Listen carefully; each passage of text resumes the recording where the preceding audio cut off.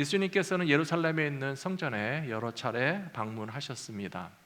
성경에 보시면 12살 되었을 때 이제 성인이 되었고, 그때는 부모님과 함께 나사렛에서부터 예루살렘까지 여행하면서 성전에 가서 유월절 명절을 지키셨다 하는 이야기가 기록되어 있는 것을 잘 기억하실 것입니다. 그리고 30세쯤에 공생애를 시작하셨는데요, 약 3년 동안의 공생애 기간에 빠짐없이 예루살렘에 있는 성전에 함께 올라가셔서 예배하는 일에 동참하신 예수님이셨습니다. 그런데 성전에 가서 예배 드리시는 예수님의 마음은 굉장히 무겁고 또 화가 나시고 눈으로 볼 수 없는 부패하고 타락한 모습들을 많이 지켜보실 수밖에 없었다는 것이 오늘 본문에서도 나타납니다. 우리는 소위 말해서 예수님의 성전 청결 사건이라고 하는 이야기를 잘 기억하고 있는데요, 특별히 마지막 고난주간에 보시면 종려주일 지난 바로 이튿날, 오늘날로 말하면 월요일 해당되는 때에 예수님이 다시 예루살렘에 올라가셔서 성전을 살펴보시니 그 성전에는 매매하는 사람들이 있었고 돈 바꾸는 사람들이 있었고 비둘기를 판매하는 사람들이 있는 것을 보시고서 그들의 의자를 둘러 엎으시기도 했다라고 하는 이야기가 마가복음 11장에 나오고요, 마태복음 21장에도 같은 내용이 기록되어 있는 것을 찾아볼 수가 있습니다. 그런데 오늘 읽어드린 요한복음 2장의 말씀은 아주 유사한 이야기이기는 하지만 동일한 사건으로 보는 학자들도 있고 별개의 사건으로 보는 학자들도 있다는 사실을 우리가 알 필요가 있겠습니다.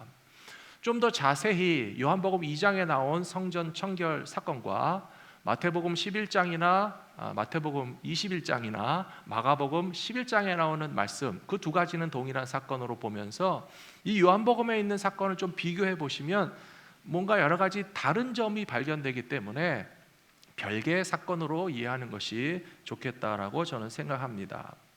먼저 요한복음 2장에 나오는 이야기는요, 예수님의 공생의 초반에 일어났던 사건이라고 보셔야 되겠습니다. 3년의 공생에 3번의 유월절을 맞으셨고 첫 번째 유월절 성전에 올라가셨을 때 그 예루살렘 성전의 형편을 보니 성전의 본래 목적을 잃어버린 채 장사하는 사람들이 장악하고 있고 돈 바꾸는 사람들이 거기서 세력을 부리는 것을 보시면서 예수님이 실망하신 것이 분명합니다. 그리고 요한복음에서는 2장에 기록되어 있기 때문에 아주 앞부분이죠. 그리고 요한복음 2장의 첫 번째 스토리는 바로 가나의 혼인잔치 이야기가 나와 있습니다. 잘 아시는 것처럼 가나의 혼인잔치는 예수님의 첫 번째 기적이라고 그랬습니다. 공생애를 시작하시고 처음으로 물이 변하여 포도주가 되게 하는 기적을 베푸신 가나의 혼인잔치 이야기 바로 뒤에 붙어있는 것이 오늘 본문이기 때문에 이것은 분명히 위치적으로 기록된 순서로 봤을 때 예수님의 공생애 초반에 일어났던 첫 번째 성전 청결 사건이었다고 보시는 것이 좋겠습니다. 그런데 마가복음에서는 11장이니까 후반부에 해당됩니다. 마가복음 16장까지밖에 없거든요. 또 마태복음에서는 21장에 같은 내용이 나오기 때문에 역시 고난주간이라고 하는 것은 예수님의 공생의 3년 맨 끝자락에 해당되기 때문에 그것은 후반부에 일어난 두 번째 별개의 사건이라고 이해하시는 것이 좋겠다는 것입니다. 그러면 예수님의 마음은 더 괴롭지 않으셨겠습니까? 공생의 첫 해에 가봐도 성전의 꼴이 말이 아니었습니다. 두 번째, 세 번째 해에 가서 보셔도 성전의 형편은 참된 예배의 장소로 개혁되거나 바로잡혀진 것이 아니라 여전히 장사꾼들이 판을 치고 제사장들이 뒷돈을 받아먹고 또한 하나님께 예배드리는 참된 본질을 잃어버린 채 변질된 상태로 그대로인 성전을 보시면서 예수님은 얼마나 실망하시고 화가 나실 수밖에 없었을까, 우리가 오늘 상상해 볼 필요가 있겠습니다. 보통 예수님 시대의 유월절의 순례객의 숫자는 남자만 세어서 13만 명 정도가 되었다고 합니다. 13만 명의 가장들이 함께 동반하는 가족의 숫자를 합한다면 아마 일주일 유월절 기간에 적어도 100만 명의 순례객들이 그 좁은 예루살렘을 드나들면서 민족의 명절이자 하나님 앞에 감사하는 예배를 드렸을 것이라고 짐작해 볼 수 있습니다. 그 당시에 예루살렘의 상주 인구는 6만 명에서 많아야 8만 명이 넘지 않았다고 합니다. 그렇다면 6월절 기간에만 상주 인구의 10배가 넘는 100만 명의 사람들이 바글바글 몰려들었다가 성전에 들어가서 너나 할 것 없이 제물을 바치고 예배를 드리고 또 자기 고향 마을로 떠나갔으니 아주 엄청난 민족의 대이동이요 대목이었을 것이다 하는 것을 짐작해 보실 수 있을 것입니다. 우리는 한국에서도 대목 장사라는 말을 들어보았습니다. 명절 때에는 명절에 쓰이는 물건들이 많이 팔리고 또 그 비즈니스 하시는 분들이 바쁘게 움직이십니다. 미국에서도 살아보니까 추수감사절이 지나면 블랙 프라이데이라고 해가지고 그때부터 연말까지 한 달 기간 동안에 이제 적자가 흑자로 바뀌고 또 1년 동안에 비즈니스에 못 채웠던 부분들이 가장 뜨겁게 채워지는 한 달의 기간을 연말 비즈니스 대목이라는 것을 우리도 잘 알고 있습니다. 100만 명의 사람들이 하나님 앞에 제물을 바치기 위해서 짐승을 가지고 온다고 생각해 보십시오. 그 물량이 엄청났을 것입니다. 그런데 성전의 권세 잡은 자들이 꼼수를 부리기 시작했습니다. 구약 성경에 보시면 하나님 앞에 바치는 제물은 흠이 없는 양이나 그런 제물을 바치라고 되어 있기 때문에 그 자기가 가져온 짐승을 제사장들이 반드시 검사하고 심사하게 되어 있습니다. 흠이 없는 제물을 갖고 왔는지 혹은 흠이 있는 제물을 갖고 왔는지 판단하게 되는데요, 제사장들이 양심껏 검사하고 정성껏 바친 예물이라면 다 받아주면 좋았겠지만 결국은 권력을 가진 사람들이 부패하게 되면요 다 탈락, 다 불합격. 당신들이 가져온 양들은 하나님께 바칠 수 있는 제물이 아니니 여기 성전에서 판매하는 좋은 양들을 사서 바치시오라고 비즈니스를 하기 시작했다는 것입니다. 한두 마리도 아니고 남자만 13만 명이고 100만 명이나 되는 사람들이 너나 할 것 없이 성전에서 그 제물을 사서 하나님께 바친다고 생각해 보십시오. 대목 장사도 이런 대목 장사가 없는 것입니다.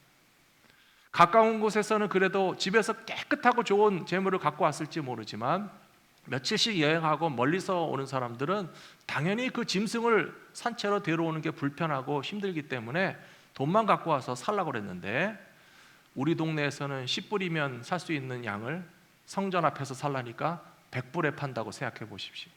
사야 됩니까? 말아야 됩니까?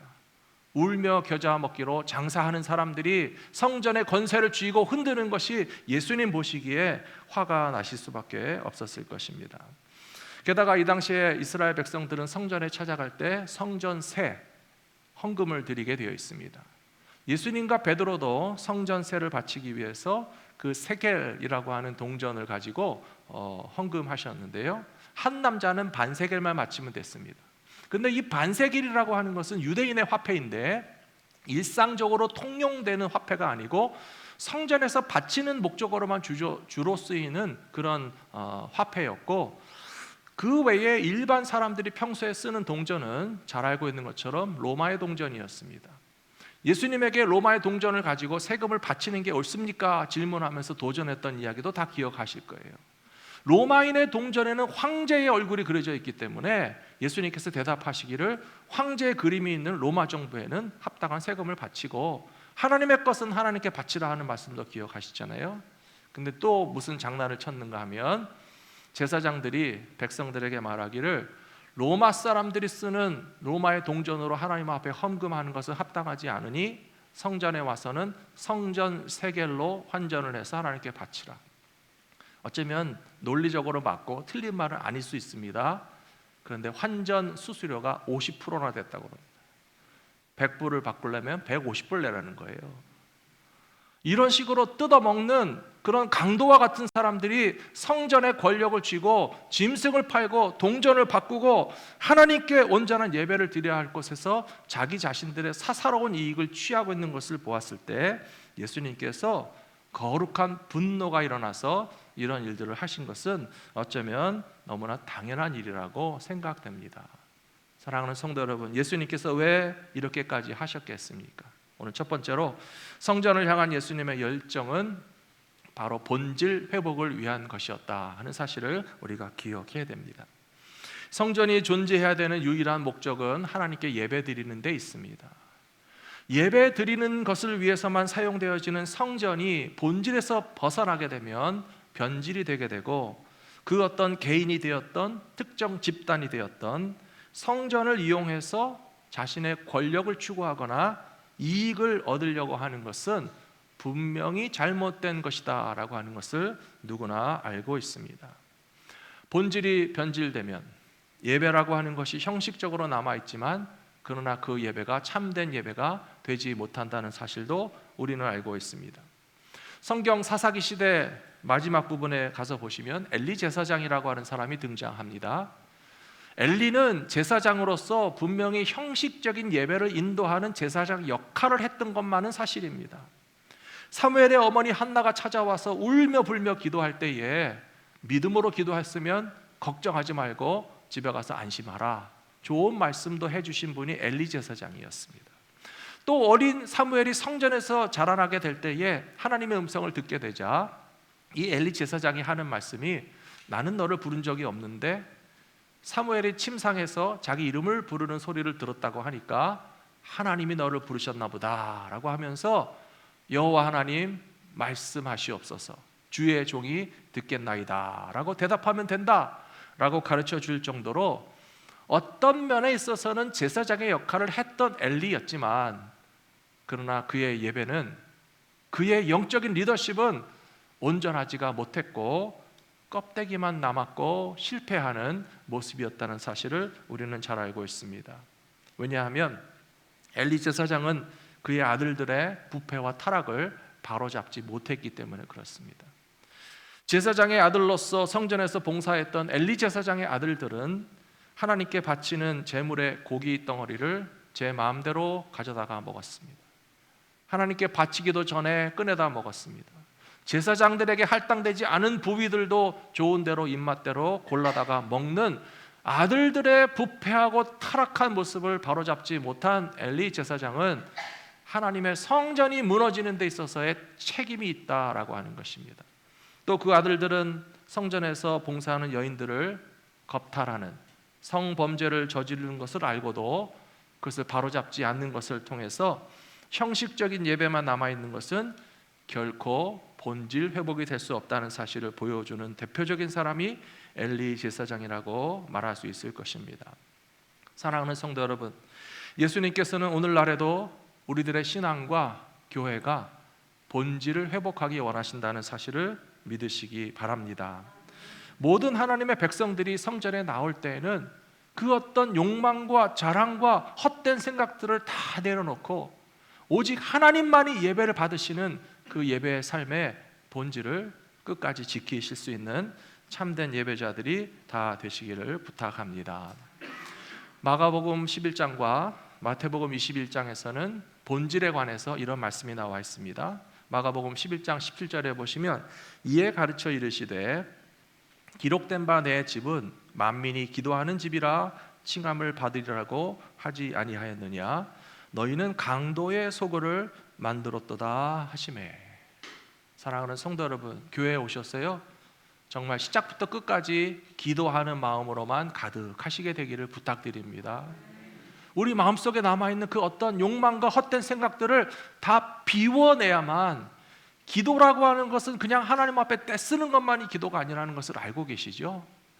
하나님의 음성을 듣는 것이 기도이고요, 하나님의 뜻에 순종하겠다라고 결단하는 것이 기도이고요, 껍데기의 신앙이 아닌 알맹이의 신앙은 우리의 삶이 변화되고 하나님의 뜻을 따라가는 수준이 되어야만 진정한 기도와 진정한 예배가 될 수 있다는 사실을 기억하시기 바랍니다. 모세와 이스라엘 백성들이 출애굽을 준비하게 될 때에 유월절의 밤을 보내게 됩니다. 그 유월절의 밤은 사실은 많은 사람들에게 있어서는 죽음의 밤이었습니다.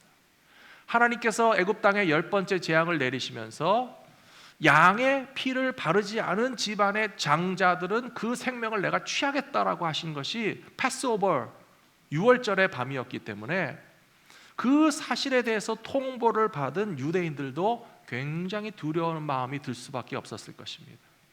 비록 약속을 받고 양의 피를 바르고 하나님께서 우리 집안의 아들들의 생명은 지켜주실 것이라고 하는 믿음은 있었지만, 혹시라도 무슨 일이 있을까 봐 하는 마음에 그 죽음의 밤에 편안히 잠을 이루지 못하고 긴장한 태로 보낼 수밖에 없었을 것입니다.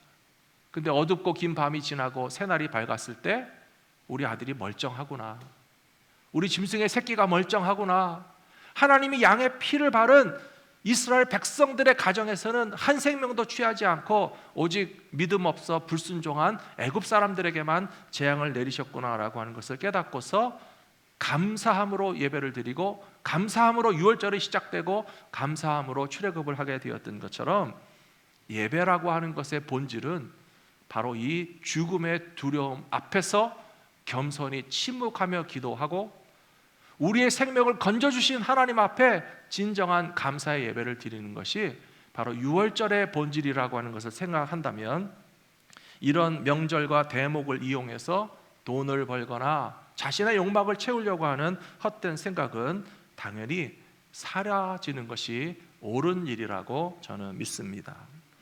오늘날의 이 세상에 존재하는 모든 교회들은 과연 본질을 잘 지키고 있는지 우리가 생각해 볼 필요가 있겠습니다. 사랑하는 성도 여러분, 우리들이 어떻게 교회의 본질이 회복되는 참된 예배하는 백성들이 되어야 할지를 스스로 기억하고 적용해야 될 것이라고 믿습니다. 예배가 예배될 수 있게 해주시고 교회가 교회될 수 있게 해주시고 오직 하나님이 예배를 받으시는 목적을 위해서만 쓰임받는 교회 건물이 될 수 있도록 참된 예배를 드리시는 저와 여러분들 모두가 되시기를 부탁합니다. 두 번째로 성전을 사모하는 예수님의 열심은 예배의 회복을 바라시는 열정이었습니다. 예수님의 열심은 성전의 본질 회복을 위해서 불타오르는 것 같았는데 그것은 참된 예배를 드리고 싶어 하시는 예수님의 마음이었다라고 하는 것입니다. 그런데 이 세상에 많은 경우에 그 열정이 제대로 실현되지 못하는 경우가 많이 있습니다. 하나님의 백성들의 예배가 지난 2년 동안 코로나 팬데믹으로 인해서 많이 약화된 것이 사실입니다. 저는 우리 교회 성도님들이 너무 고맙고 감사한 것이 교회 문을 걸어 잠그고 교회에 갈 수 없는 상황이 되었어도 어떻게든지 예배를 드리기 위해서 최선의 노력을 다해 오신 것이 정말 진짜 믿음을 가진 분들이라고 하는 것이 증명되는 기회였다고 생각합니다. 사랑하는 성도 여러분, 우리의 마음과 열정이 오늘도 하나님 앞에 참된 예배를 드리고자 하는 목마름으로 가득하다면 주님이 기뻐하시고 칭찬해 주실 것이라고 믿습니다. 시편 42편에 이런 말씀이 나와 있습니다. 하나님이여, 사슴이 시냇물을 찾기에 갈급함 같이 내 영혼이 주를 찾기에 갈급하니이다. 이것은 다윗 왕의 간절한 마음을 표현한 시편이었는데요, 잘 아시는 것처럼 다윗 왕은 사울 왕에게 쫓겨나서 피란 생활을 했습니다. 광야에 숨어 지내야 했습니다. 동굴 속에서 캄캄한데 시간을 보내야 했고, 심지어 이웃 나라에 망명을 하고 용병 노릇을 하는 그런 쫓겨다니는 신세였습니다. 다윗에게는 그리운 것이 많이 있었겠죠. 고향 마을도 그리웠을 것이고 사회에 자유롭게 나설 수 있는 그런 자유도 그리웠을 것인데, 그러나 다윗에게는 그 무엇보다도 성전에 가서 마음껏 예배를 드릴 수 있으면 얼마나 좋을까라고 하는 마음을 가지고 있었기 때문에 그 심정이 시냇물을 찾아 헤매는 사슴의 목마름과 같았다라고 고백하고 있습니다. 그런데 이 시편 42편의 결론을 보시면요, 11절에서 나의 영혼아, 내가 어찌하여 낙심하며 어찌하여 내 속에서 불안해하는가? 너는 하나님께 소망을 두라. 나는 그가 나타나 도우심으로 말미암아 내 하나님을 여전히 찬송하리로다 라고 하는 고백으로 결론 맺고 있습니다. 왕이 생명을 찾기 위해서 쫓아다니고 이곳저곳 광야와 숲풀과 동굴 속을 헤매고 다니는 다윗 왕이야말로 얼마나 마음에는 낙심이 되고 얼마나 마음에는 불안하고 얼마나 내가 정말 하나님 앞에 가서 백성들과 함께 마음껏 예배드릴 수 있는 날이 올 수 있겠나? 라고 하는 생각이 들었겠지만, 그러나 시편 42편 결론을 하나님에게 소망을 두는 자들에게는 바로 그것입니다. 사랑하는 성도 여러분, 저와 여러분도 하나님께 소망 두시게 되기를 부탁합니다. 하나님께 소망을 두는 자들에게는 하나님께서 나타나서 도와주심으로 말미암아서 너희는 여전히 하나님을 찬송하리로다 라고 분명히 기록되어 있습니다. 이 여전히라고 하는 말은요, 상황과 조건에 상관없다는 것입니다. 어떤 환경과 조건 속에 있다 할지라도 하나님 앞에 찬양하는 일을 여전히 할 수 있기 때문에 어떤 건물이 있던 어떤 장소가 있던 얼마나 우리에게 안정적이고 마음껏 사용할 수 있는 예배 처소가 어디에 있든지가 상관없이 우리는 불안하거나 낙심하는 자가 아니요, 우리의 소망을 하나님께 두는 자들이 되어서 하나님이 나타나 도와주심으로 말미암아 여전히 찬송하실 수 있는 저와 여러분 모두가 되시기를 축복합니다. 세 번째로 성전의 회복과 완성을 바라거든 예수님께서 곧 성전 자체가 되심을 믿어야 할 것입니다. 성경학자들은 요한복음 2장을 읽으면서 이것은 헤롯 대왕의 성전 건축 46년째가 되는 해였기 때문에 예수님의 공생의 초기였다라고 하는 것을 숫자적으로 금방 계산해내는 성경학자들도 있었습니다. 헤롯 대왕은 유대인 출신이 아니고 이방인 이두메 사람입니다. 에돔 족속이었습니다. 에돔 족속이었던 헤롯 왕이 로마 황제에게 환심을 받고 그 권력을 빙자해서 이스라엘 땅에서 왕노릇을 하기는 했지만, 그러나 이 아브라함의 자손 유대인 혈통에게 인정을 받지 못했기 때문에 좀 늘 그 마음에 정통성을 인정받지 못하는 아쉬움이 있었습니다. 그래서 헤롯 대왕은 유대인의 환심을 사기 위해서 무너진 성전을 재건해주면 이 백성이 나에게 좀 정치적인 그런 서포트를 해줄 것이다 라고 하는 생각을 가지고 헤롯 대왕의 성전 건축이 시작된 것이 주전 20년경이라고 합니다. 주전 20년경에 시작된 공사가 지금 46년째를 맞이했다고 그러니까 예수님께서 공생애를 시작하시는 초기에 해당된다라고 하는 계산이 나오게 되는 것입니다. 이 땅 위에는 이렇게 크고 멋지게 거대한 성전을 몇십 년, 100년, 200년 바라보면서 건축하는 일들이 참 대단한 일인 것은 사실이지만, 그러나 예수님 보시기에는 그것이 아무 소용이 없을 수도 있다는 사실을 우리는 기억해야 됩니다. 오늘 말씀을 준비하면서 좀 한국의 고전 춘향전이 생각이 났는데요, 남원골의 부패한 관리 변사또라고 하는 사람이 있었지 않았습니까? 백성들의 고혈을 짜내서 늘 호합판으로 먹고 마시고 즐겼는데 거지꼴로 변장하고 나타난 암행어사 이몽룡이 부르는 노래가 있습니다. 금준 미주는 천인혈이요, 금잔에 담긴 맛있는 술은 천사람의 피다. 옥반가요는 만송거라. 옥쟁방에 차려놓은 고기 반찬은 만백성의 기름을 짜낸 것이다. 총루 낚시의 민루락이요, 밤에도 잔치를 벌이니까 촛불을 많이 켜놨던 것 같습니다. 초의 농이 떨어질 때 백성들의 눈물이 떨어지고 가성고초의 원송거라. 노랫소리 흥겨운 풍악소리는 높지만 백성들의 원망하는 소리도 높지 않느냐라고 하면서 암행어사 출도요 하면서 때려잡지 않으셨습니까? 제가 왜 이 이야기를 해드리는가 하면요, 교회는 그렇지 않은가 하는 거예요. 성전에 좋은 장식을 하는 것은 정성스러운 마음으로 하는 것은 이해가 됩니다. 하지만 너무 비싸게 화려한 성전 건축을 120년 걸려서 하고 200년 걸려서 하는 것이 과연 주님이 기뻐하실 만한 일인가 하는 것을 우리는 잊지 말고 생각해야 된다고 봅니다. 교회가 허튼 곳에 예산 낭비하는 것은 가난한 성도들의 피눈물 나는 헌금이라고 하는 사실을 언제라도 잊지 말아야 됩니다. 교회 재정이 줄줄 새는 곳에는 성도들의 소리 없는 눈물이 흐르고 있는 것이고, 허튼 소리 목청 높여 웅변하듯 횡설수설하는 사꾼 목자 혹시 있다면 성도들의 탄식 소리도 높아갈 수밖에 없습니다. 그래서 이 시대의 암행어사가 아니고 예수님이 좀 나타나셔가지고 바로 잡아 주셨으면 좋겠어요. 우리들이 두렵고 떨리는 마음으로 우리들도 교회에서 주인 노릇하지 말고 권력 휘둘려 하지 말고 어떤 이권 잡으려고 하지 말고 예배의 본질에 벗어난 그 어떤 행위를 누구도 하지 않기로 결단하는 것만이 진정한 성전 회복의 비결과 방법이 될 수 있을 것이라고 저는 믿습니다. 오늘 본문 말씀 요한복음 2장 20절에 보시면 유대인들이 이르되 이 성전은 46년 동안의 지역권을 내가 3일 동안에 일으키겠느냐 하더라. 그러나 예수는 성전된 자기 육체를 가리켜 말씀하신 것이라. 죽은 자 가운데서 살아나신 후에야 제자들이 이 말씀하신 것을 기억하고 성경과 예수께서 하신 말씀을 믿었더라 라고 되어 있습니다. 사랑하는 성도 여러분, 건물은 건물일 뿐입니다. 건물이 예배를 위해서 온전하게 쓰여지면 성전이라고 부를 만하고요, 성전이라는 곳에서 장사하고 있고 개인의 욕망을 추구하고 있으면 그 성전은 아무 의미가 없습니다. 진짜 영원하고 참된 성전은 오직 예수님의 몸밖에 없다는 사실을 기억하시는 저와 여러분들이 되시기를 부탁합니다.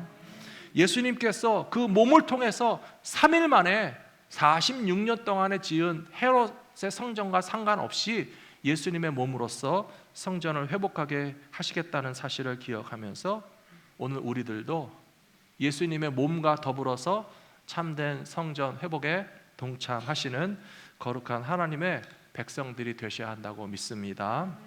고린도전서 3장 16절 말씀이 그것을 가르쳐 주시고 있습니다. 우리 같이 한번 읽어보겠습니다. 너희는 너희가 하나님의 성전인 것과 하나님의 성령이 너희 안에 계시는 것을 알지 못하느냐. 아멘. 우리가 하나님의 성전이라고 그랬어요. 예수님의 몸이 하나님의 성전이라고 해놓고 성도들의 몸도 하나님의 성전이라고 그랬습니다.